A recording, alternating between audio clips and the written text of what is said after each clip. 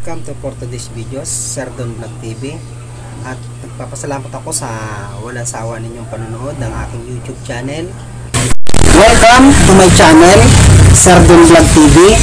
Bago ang lahat ng yan, mag-intro muna tayo.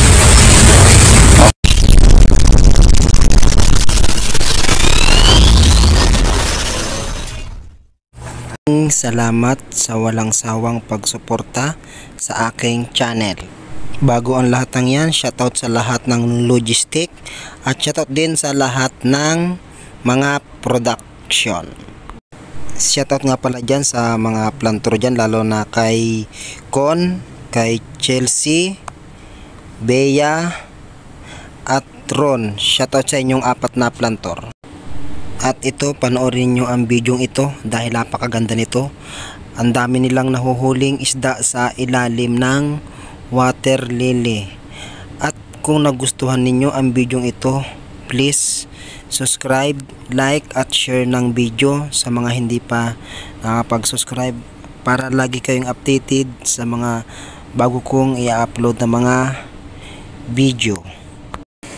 Marami kayong matututunan dito sa panghuhuli ng tilapia, lalo na mga dalag. Super lalaki talaga. Panoorin nyo. At ayan naman yan tilapia, laki. Ayan, nahuli ni Tatang. Wow, laki, may 2 dalag Bali 3 dalag pala yan, ang laki. Nadyan lang nakatira sa ilalim ng water lily. Ayan, ang laking dalag nahuli nila. Parang monster na Wow, laki. Ay, Diyos ko po, ang laki ng ulo. Ang laki hirap si kuya Wala. Ang laki laki talaga. Yan, tinap na. Ayan, napakalaking dalag Yan, napakalaki Yan, 2 na. Sarap niyan sa ginataan talaga. Ayan, ang tawag dyan ay dalag. Napakalaking dalag talaga. Masarap yan lalo pag sa may gata.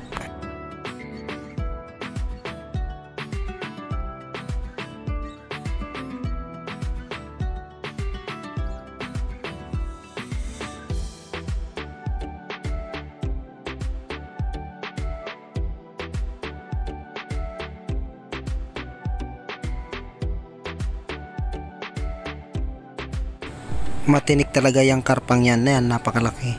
Sagana sila tumira sa mga ilalim ng water lily dahil ang gusto nila ay yung mga malamig, medyo malumot, kaya mabilis mag-absorb o lumaki ang kanilang katawan. Thank you for watching sa lahat ng mga nanonood ng aking YouTube channel. Para lagi kayong updated, subscribe at all bell na kayo.